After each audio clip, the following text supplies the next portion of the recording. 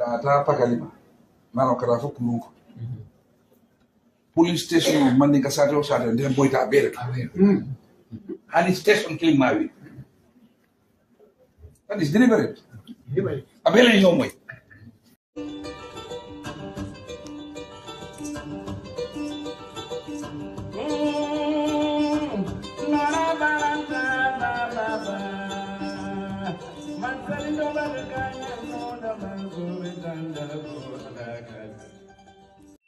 Assalamu alaikum badewolo ngammo be kontan wato nal kontan wala be na Kunkujang Keitaya UDP YouTube channel nga update all min soto wol nga mendi alla be nga min soto ale wala mu Musa Sediti nzella mo Musa Sedila na update to na Kunkujang UDP political bureau YouTube channel ngal kontan bake mbafla mo be assalamu alaikum.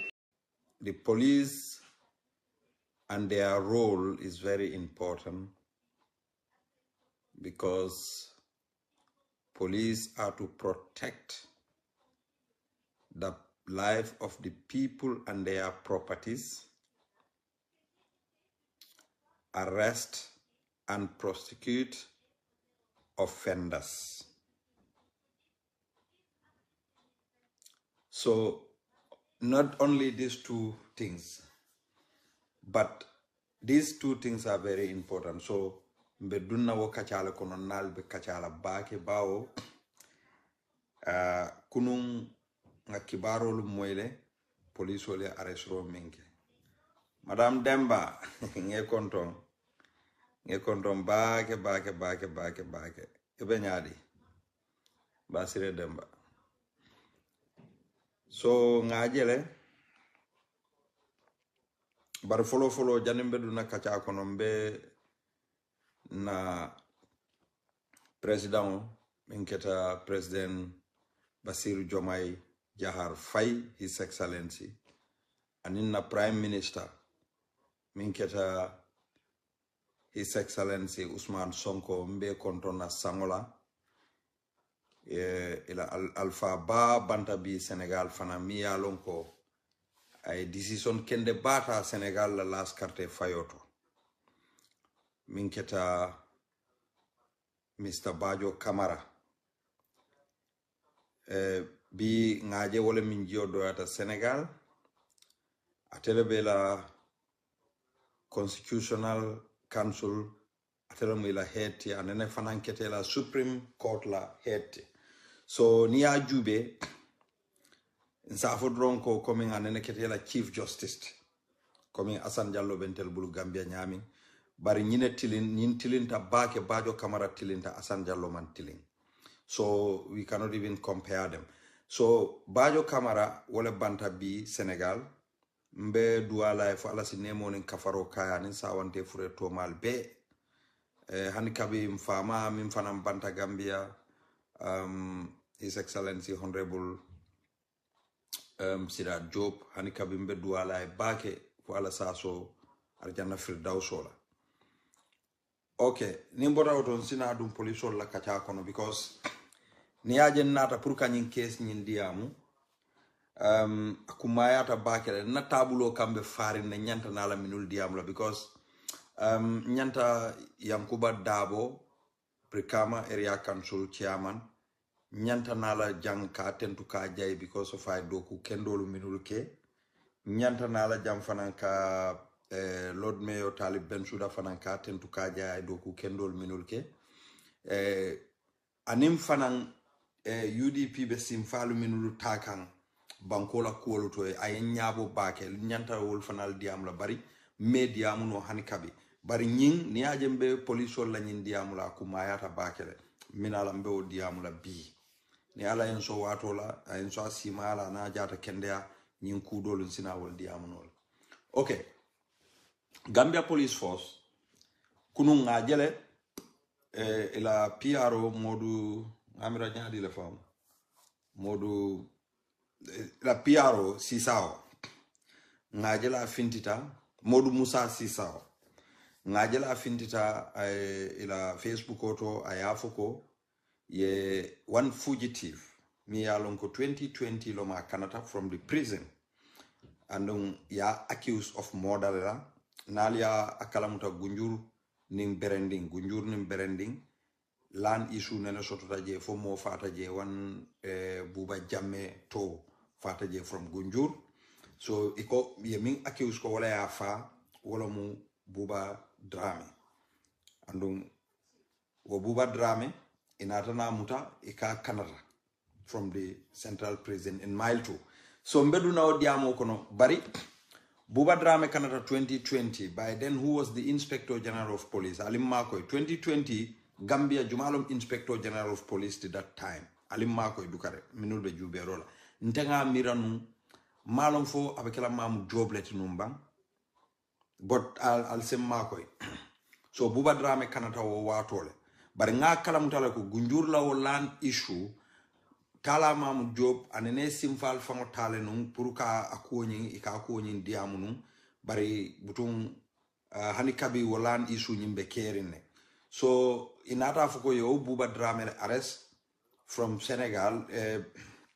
the Gambia police force with the Senegalese security in collaboration because fonko ben nin Senegal temal be akalamuta janne ko hot poshu ben nin Senegal temal so ni moye criminal yake Gambia borte dunta Senegal Gambian forces could collaborate with Senegalese forces to arrest you and bring you so all the time ntel ka jele nun Senegalese le kanante la banko ke kanna mol mutaje ke bute ke samba Senegal ke sambe ke kitindi nene maje Gambia yake so sign nin nataje ko eko ye buba drame arrest Senegal le ye fenke fanan Ibu Seka min ya fanan accuse ko atele Ibrahima Cissé fa mbeka Ibrahima Cissé fa majela kata radio to jabe media household jabe borinna because of her discourage ka police la karola nyame ko police ka kumandi ka anengi ka banen e ka fa mbela case tinyala so barin nata je Ibu Seka fana arrest saying Ibu Seka is facing the court nata je koteke ye buba drame fana arrest which is a good step bare fanyanta danna wolela follow niaje nata jam because inspector general Jamale Tambita they did not do this effort pour ñing arrest roye keno so ni moye ku kendo ke we should come out and then we press him he's a public officer andung abe do ko lantel public le be nyanta na la nga tentua kan nga jay but with caution yet still for Sidi Toure will impress the Gambians to trust him. He is the Inspector General of Police and he is going to be impartial. He is going to do the job with fairness, without fear or favor to any party. Okay, well, in the first place, the Inspector General of Police, Sidi Mukhtar Toure, we need to say kudos to him because two fugitives mul let minule alonko ye accuse la ko ye hadama dingule fa andum wo faro inata foko wol kanatale andu kana from the state securities kana wol lebulu abanke ko niye mo fa ke ka borle ibukale be dami bori ke arrest le ni arrest ye muta kana state security family so which is very very important bari kana nyadile buba drame iko Canada from the mile 2 central prison le buba drame so Ibu Seka iko be samba kan court le police ol famol la statement o ye famol tamol busale because iko ba samba kan num ban iko ya samba banjul magistrate court le iba bondika woleto akanate bulu Gambia high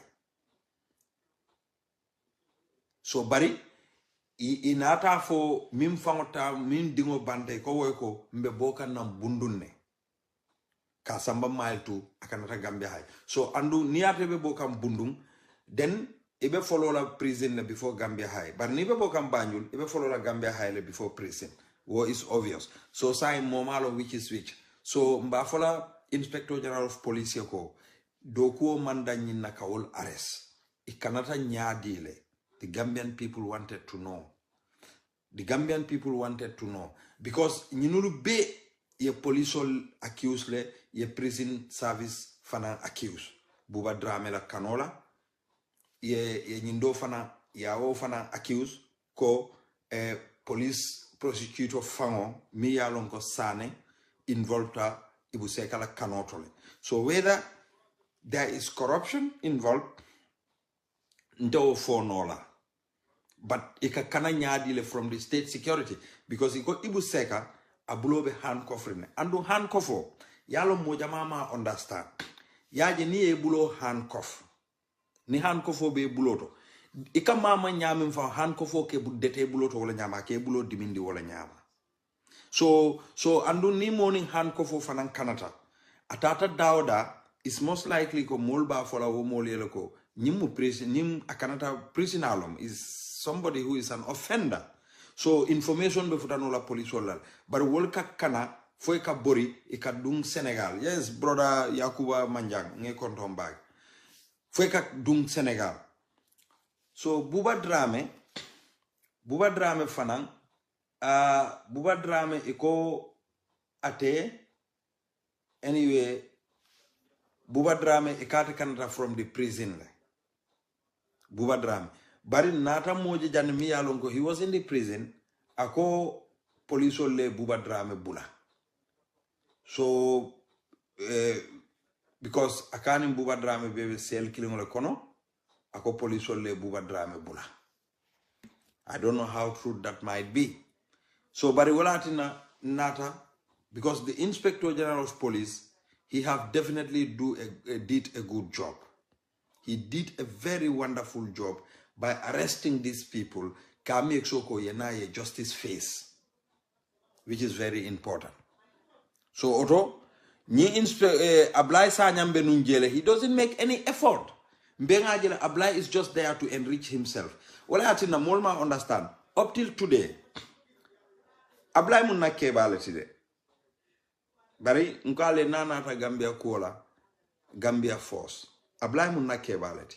I believe sometimes if I talk about him, model for Musa it's not a problem.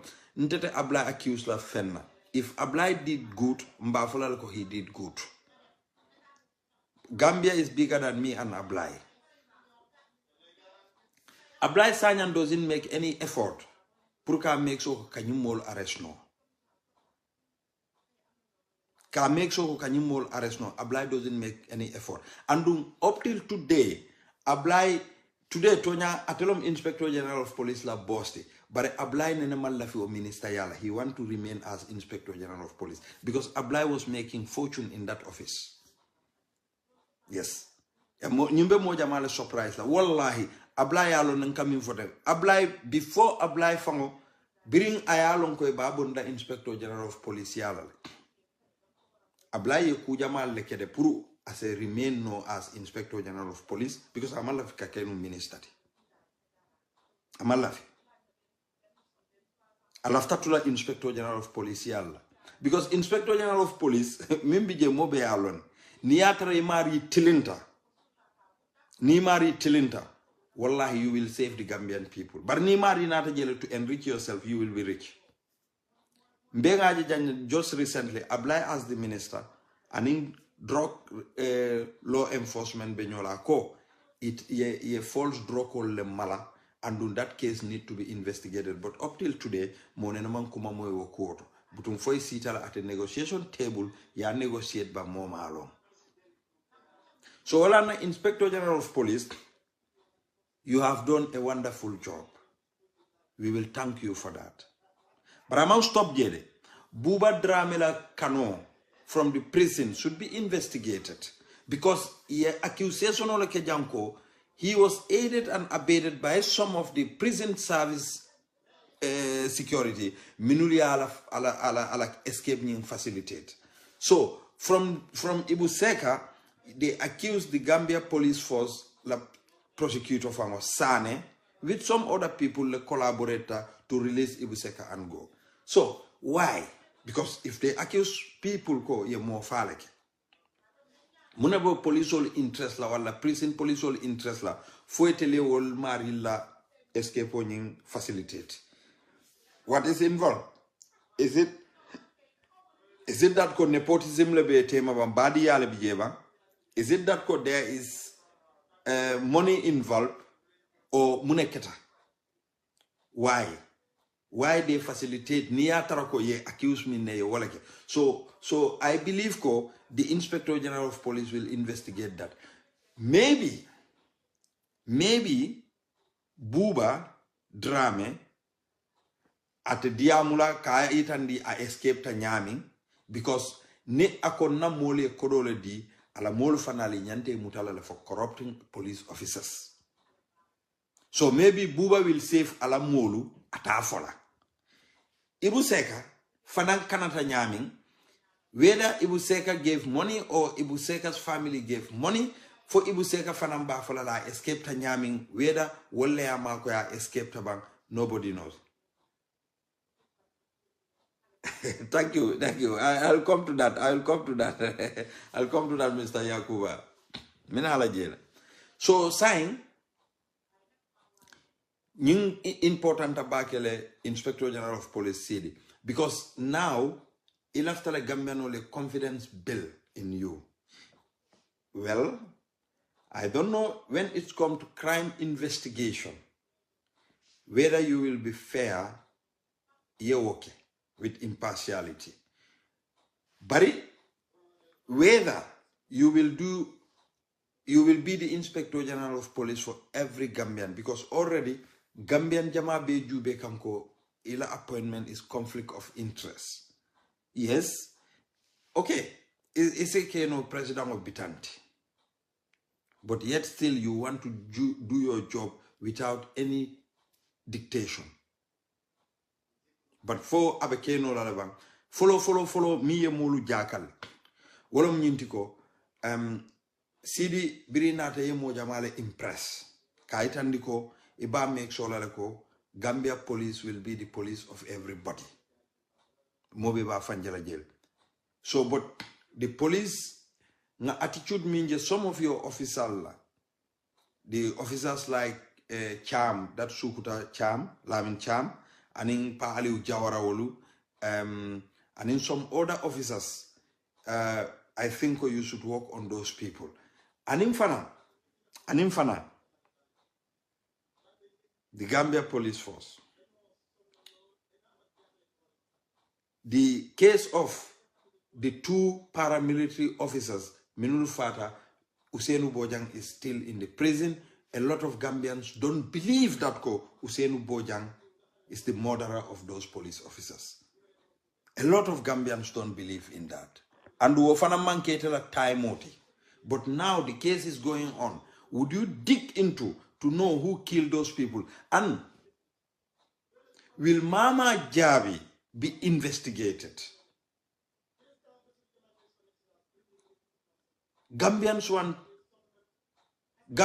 want Mama Jabi to be investigated because Gambian or Mala Mama Jabi. And Munenatake, you know, Yalong, Mama Jabi is a friend to Adama Barrow's sister. So Adama Barrow's sister, wo barindingo, ole Mama Jabi consult, kaitandala ko nyinkol bekeda. And Mama Jabi be commandro kela yakeni wala sim kartula and everything. So saying, the funniest thing is, Adama Barrow will direct from nowhere. Akoni momo ya lon jubale nyim police wal farek I 1 million stake param rek ya di Mama Jabi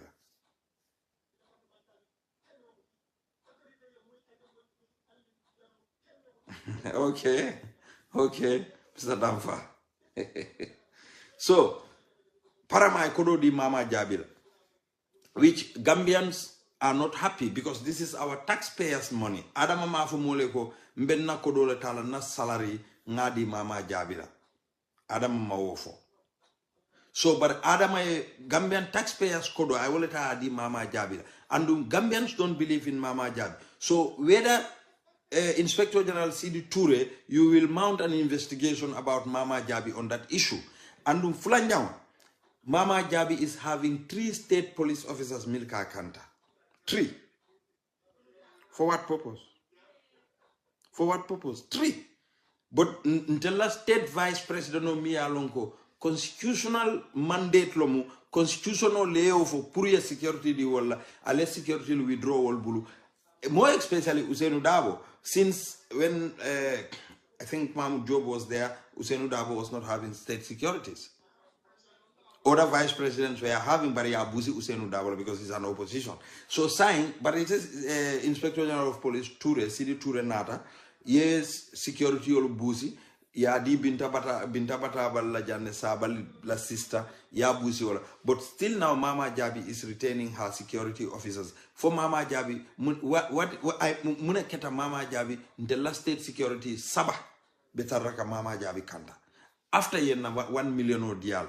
So ntebe police dan la minna because at least ale good step leke, but whether Gambian trust you people wonte o fonola ntew fonola ale good job like imagine al fangol fintita na one time albe al fangol praise la because you've done a good job. Imagine mol fanal fintita trying to praise you, but ntel bal praise la with caution. Bal praise la with caution. If I am going to praise somebody here in the police force, it is going to be the Inspector General of Police, because munom ni siri ture keta motinu mi alonko amam pare tonya tamandila Nilmo fulo la kuoto, he would not niko atako follow la fan. Purka nyindo extradite nam from Senegal, if lo be fan okay natin to Gambia. But sign, where is the problem lying now? There is a lot of people who committed crimes and they are wanted in Gambia. But they are across that borderline. Some are in Guinea-Bissau, some are in Senegal. So but hani sign monena man wolla kumoma fongaje minna ko alcohol arrest warrant le fenke pour sana manjang. So apart from sana manjang, mo jamal le bijente fangla friendo bi Jeremy alongo Rambo. You know, woman Africa uncle is a good friend of mine. You know, so wolbe they need to come and answer. Isaje seneano. There are junglers in the Gambia. Minule alonko alko because wol natale testified. So al wolemu coming ko saying al ni wole odiloke somebody who was part of killing more than 40 people. Al kana fu moleko yes, he was bold enough to come to the court. I phone call TRRC can testify. So Ali Abula, who want to be a neighbor to Oya? Who? Mo hadamadim dumale mo Oya ni mimu neighbor to wobuka suto si no, because Oya could be mad one day I want the korra befa. You know, so ntebe min Daniela Inspector General of Police bulu Buba Drame escape tanyami need to be investigated, and Gambia saying maybe fantina wala ku kala lonna mbe mwela kiti dula droneto andu ni wolu diamuta iko anyway nte mankana mfaye police o lembula o prison police o lembula weda wolbe o kela la bang foyte o kela ni ata keta wala nyama bar na manke wo nyama foy ba fola la fanaytel kanata no nyaadile yajel. So andu ibu seka because iko bulobe hand coffering wo fanan kanata no nyaadile. When the police are intimidating the father of the deceased. So, alka security reform or minfo. Gabriel Manta Jekande, not because of this arrest. Not because of this arrest. What Gambians want to see is that whether justice will serve. Yes. Solbaji freely working in the Gambia as well, yeah. For Adama Barrow Fangoko, Solbaji la Kora Ikana ata. Ikamuntako Adama is above the law. You know?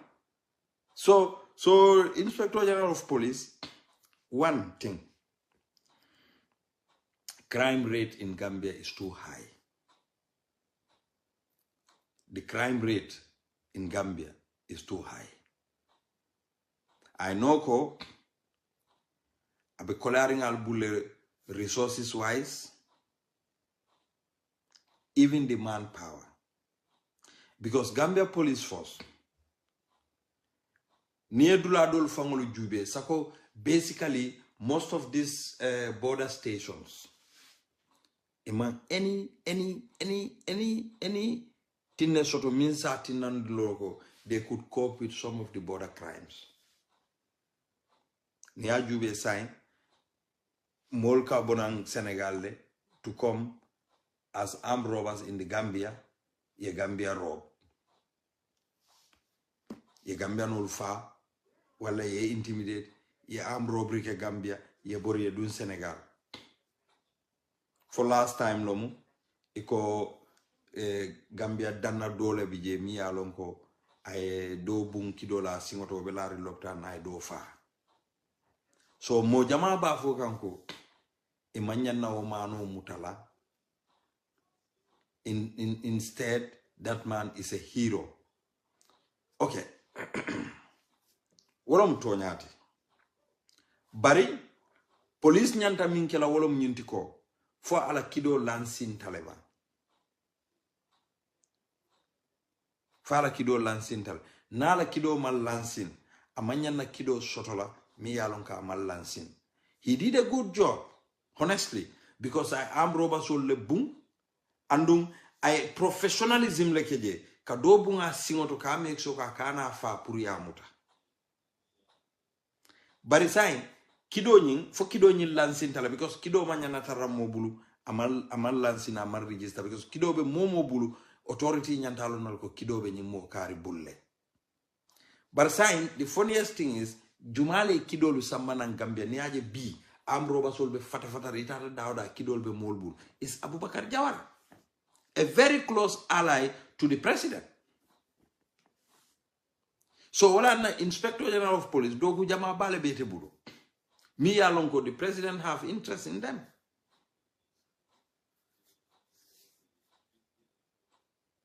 And we don't president wala in lawlet. Ndenga alone ko wallahi Sidi Toure na lafta tilinna.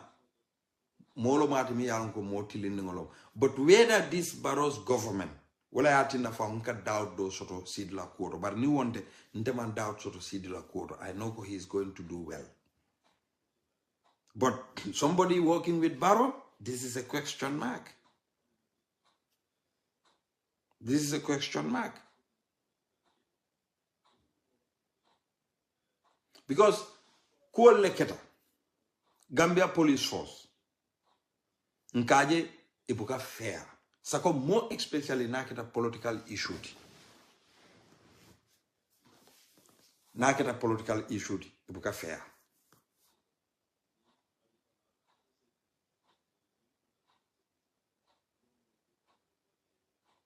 Naketa political issue drum police will buka fair.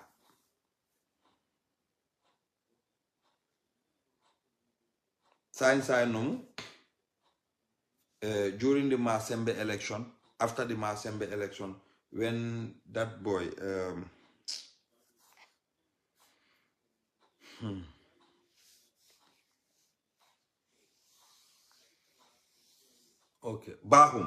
Babukar Bahum insulted the whole community. Okay, Bintanjai Yaitandiko, he shouldn't do that. Political nyinti, Momo Kadulale support. At a Fanaya address, police only Ajako Bintanjai involved into political issue. Ntemalong how she was involved into political issue. Bintanjai la parents all but kiane. If you insult the whole community, you insult Bintanjai. Obviously, Nanata to give advice. In fact, Bintanjai's statement is like an advice. But Molia Filko, Minke Bintanjai, it is unfair. Okay, police yela on disciplinary court sole soto. Ikela kol keno nyamin.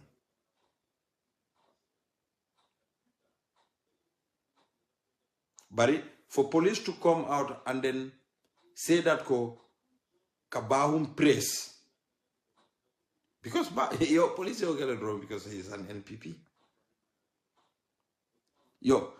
Do faram bije kendingo mi yalon ko ay ba usenu neng atata sembe munal ako ha because molle barone but he cannot produce the audio jumale be barone ka foni moy barone wala ba ne ba usen nen Fabausen lane. Fabausen dingul lane. So the unfair treatment to the oppositions, the trust from the public to the police, deteriorate tabakele. Many people don't trust. Many people doesn't trust.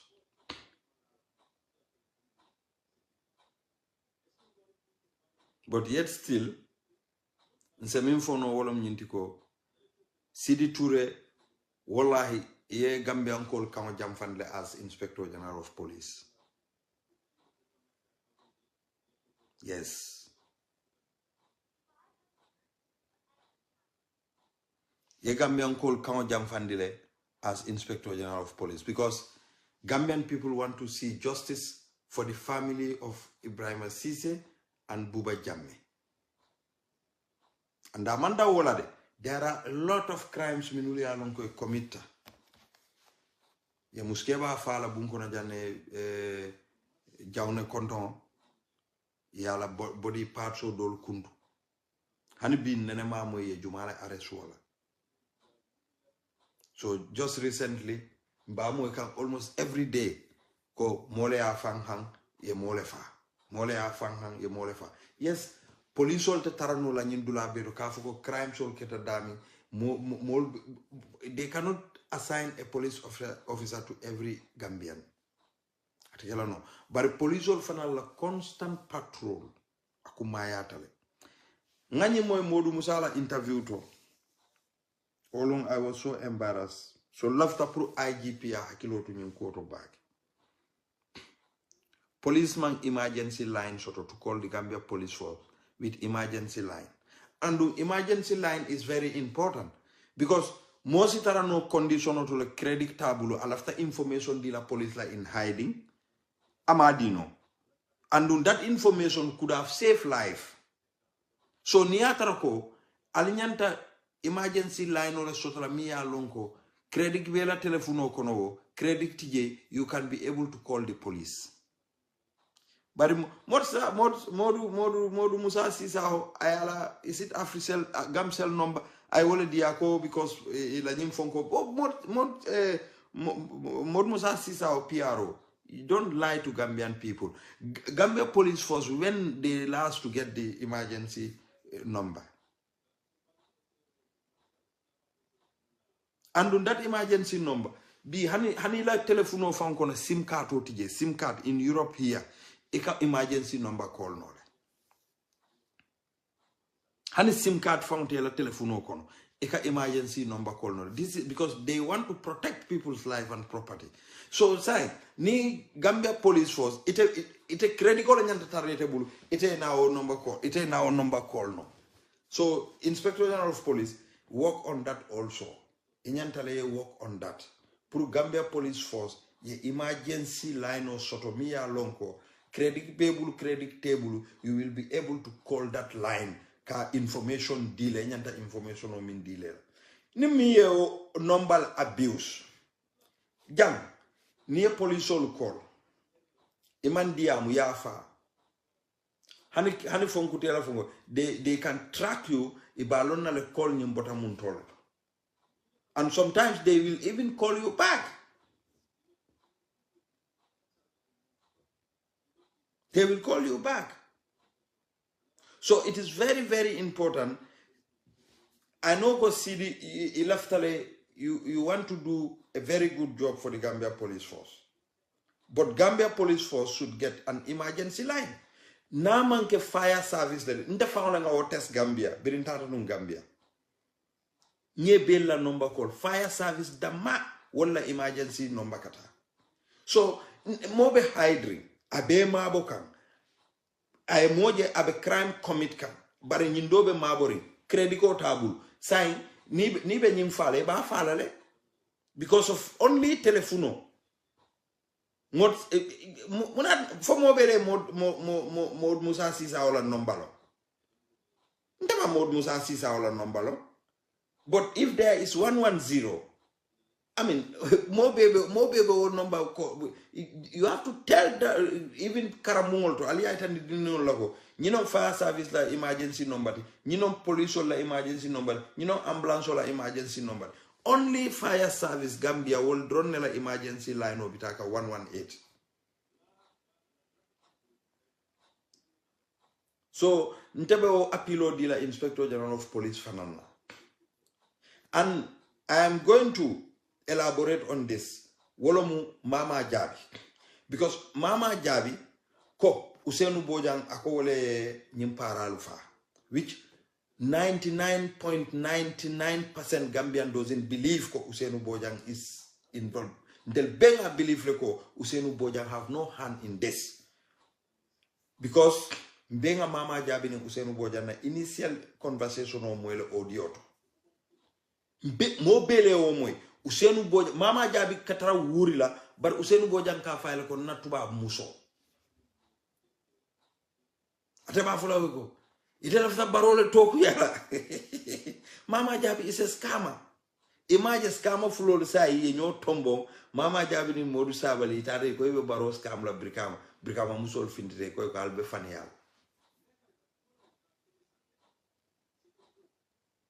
So Inspector General of Police, we the Gambian people want that issue, Mama Jabi, pura investigate. And me and Mama Jabi found a core funding. Yeah. The police should be thankful to Kunkujang Daily. Kunkujang Daily, that Kunkujang Daily of TikTok. Police should be thankful to him. Because if Kunkujang could travel up to Casamas to go and investigate by himself, atata investigation okay. Interview some of the people Mama Jabi minul tolf. Say muna na police olu mansong puru Kunkujang yeo ala atela investigation no. Pura eta si aya kibaro di news to. But instead police olu Kunkujang ne muta ya arrest ya muta anti-crime for 3 good days. Andu ya la telefono ta kaita ndiko amanyana diam. The same police like a finti ni crime kete ko, they are asking for public to give information to them. Kunkujang is part of that public. So Kunkujang want to give information to you people about Mama Jabi's lies and fabrications against Usenu Bojang, but ale Mama Jabi bulale 1 million diala, ale police saba diala ba kantaka, ale Kunkujang mutalia sindi dulaki, ale Usenu Bojang samba prison. Another sister. So, Inspector General of Police, I know ko you might be an Inspector General of Police with different style, ko ilafta katonyale tamandi. So these are issues minuli alongo. They are doubting Gambian people, and Gambian people wanted to know what is the truth in them. Because Usenu Bojang ni natra ko atele involved in police or la quoto until te fintila nga fenge, but Usenu Bojang, the boy, is innocent about this. Andung nining investigation olu keta abe kekula bakele de. Because birin ko nyim boyta Usenu Bojang na issue ye muna follow fo eko Yankuba Dabo wala ya bulala because nyimbe do ko la Brikama area council when Sankare went and then lie. And in fact Sankare nata muna foje ko biriba ko nyim meeting na ko ya meeting jama because Sankare ntama mira misil mem. Sankare have been accusing Muslims in Gambia all the time. Sankare have been accusing Muslims in the country all the time.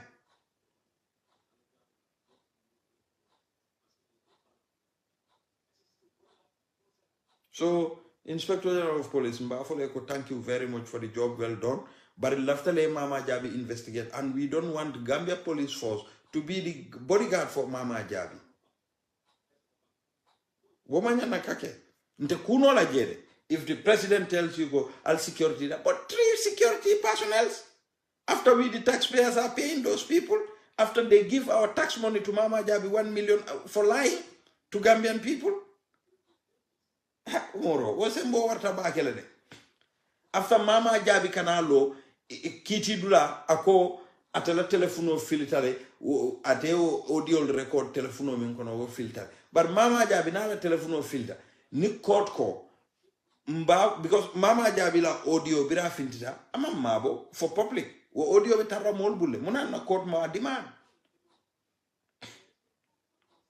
court nyanta wala demand la no so Usain Bojang fana mu wandi dingolo di Inspector General of Police imagine ni tele dingomu ni Adama Barrow la dingomu ni Justice Minister la dingomu ni Ablaye Sagnan ne dingomu ye nyin kala ba te diala lede so ala lon ko Usain Bojang fana mole ya wulu abe dami mune atinali ya sambaje how many years sai Usain Bojang be wodulato when Gambian people don't believe ko Usain Bojang ne wo case nyinge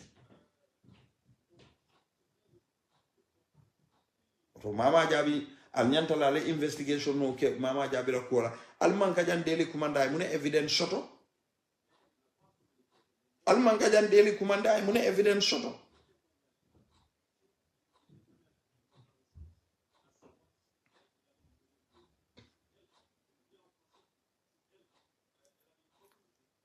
so Gambians are watching you Sidi Toure credibility Biribe immigration you went through all the ranks in immigration yeah definitely you would deserve to be the Director General of Immigration inata koteke ye bondi woto ye ke Inspector General of Police mba believe la ko nyanta tenten na wodoku kendolla without fearing or favoring any party, anybody.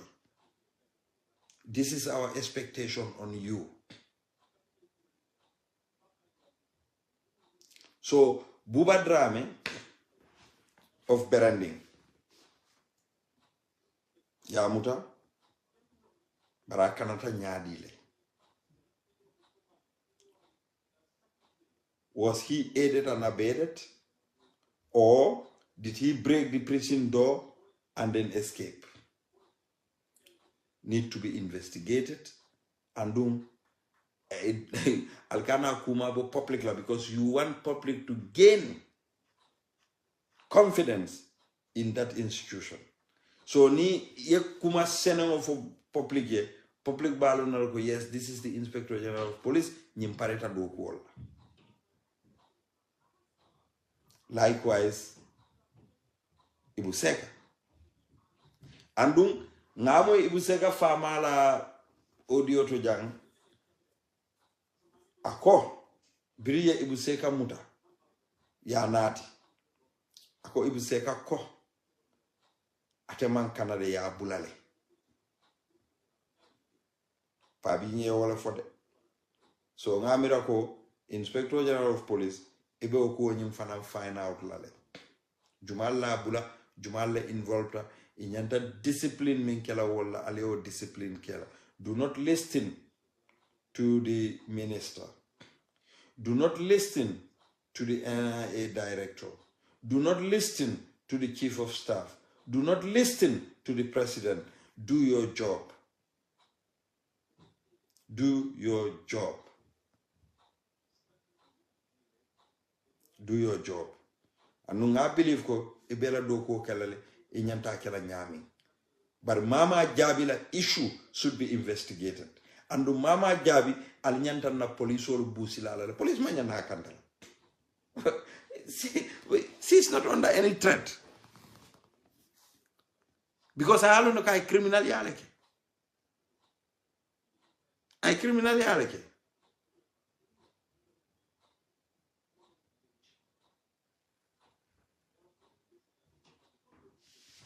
Well, ntanata wala rompuru ka olefo.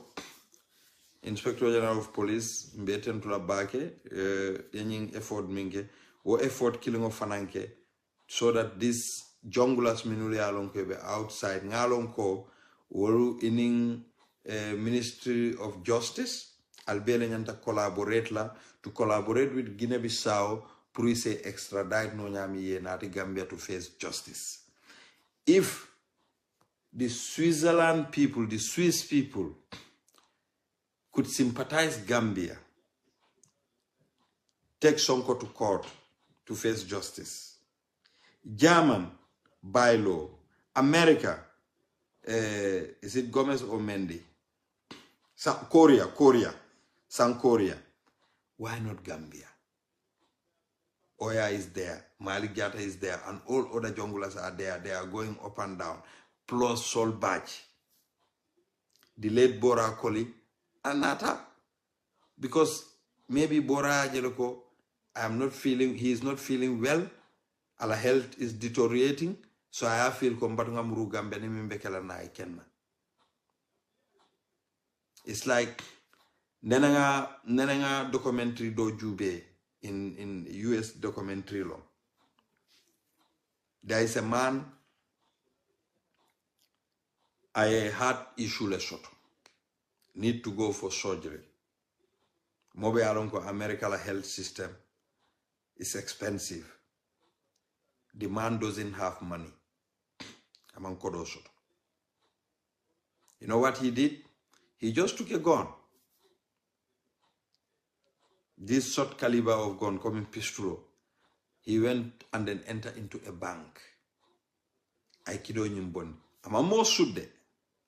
I'm more suit. So abije ye police all command. Thank God at the vendor police can do le not stupid police officers in the US. Minule halongo they will just come and then ye bunkidol. But bring police all na that ala kidol and la bulo ulindi. He just took $1 note. At another robbery, but he took only $1 note. Kodobe kasi alto, but I $1 letter. So police all footer, I ala kidoland. Ya arrest, ya samba. When he faced the judge, Jojo ya nyininka. But it is another armed robbery, and you took only $1. Ako yes. Why you use a gun to do robbery? Ako woman katela intention. Ako mune atinatara. Ako because he has been sick among Jararo Sotono. So I believe ko na nyinke ni asamba prison state by Jararo. Just look at this now. So Birayofu Jojo yala kaito penolan. Jojo ye ruling ke so forth. Ka recommendation ke ko state have to go and then priya jara. Priya nyinken ni nyin jara. So abe minno kan ayo so imafa amam mofa amam moham.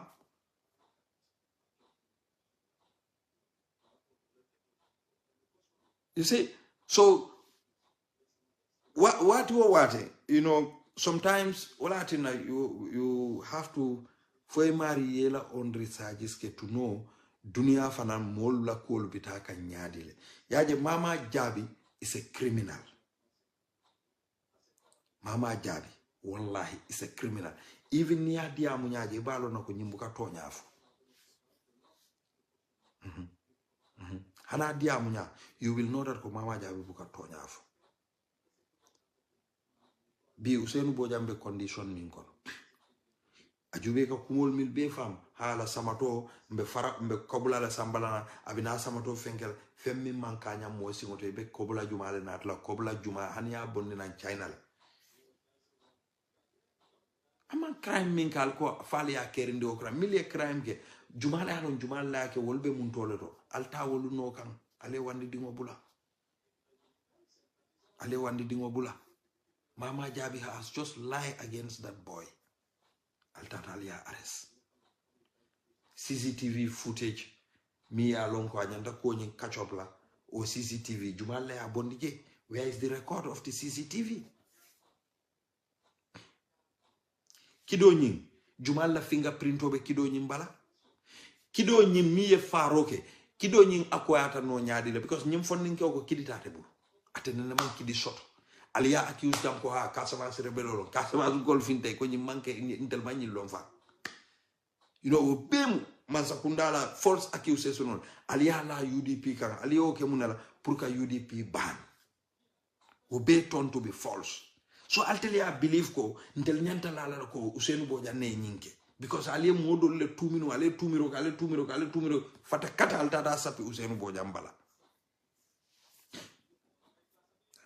is very sad de wandi dingolom de andu Gambia ni kumi ma momi ma nga fole kon data kuoto because ite maria mete affect Usainu Bojang mu banku dingolati de ndel Gambia dingol ma nyana sonna what Usainu Bojang is going through is a Gambian citizen yaje banku dingolo nyanta lola nyoyale ni nata tubabu du jang hani la nyama to mimbe silo kan tubabu li ka loyale nani te hardworking mo bendete mi yalon ko be sembo boyle be ko barni kudunte na temato be kala wala ka not you he be kala ila moleka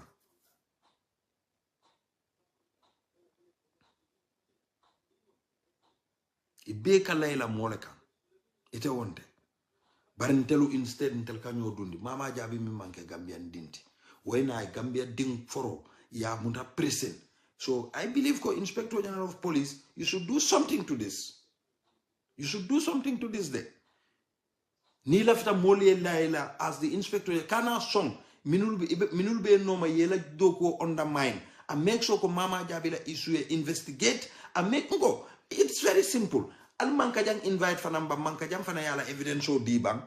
I'll tell police all ma fight accord but ala evidence di aliena 1 million chika alia chika jan 15 alia di mama jabil bari Gambia dingulu aliolu bay marcel to alcohol te tarra marcel to pour que la balud lajin bari baro because barola sister la friend no mama baro fa la sister ko do jelle do mo nyin dulato because mama me vendi la